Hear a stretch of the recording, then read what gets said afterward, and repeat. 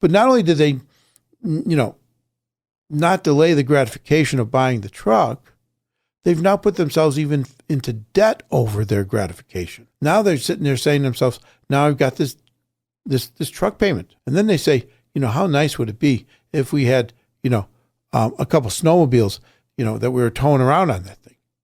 And then they go out and they buy some snowmobiles. And again, they put $1,000, $2,000 down, and now they've got themselves a really nice set of snowmobiles because you got to buy two of them. One for you, one for the other person. Now they're pulling around, $25,000 worth of snowmobiles.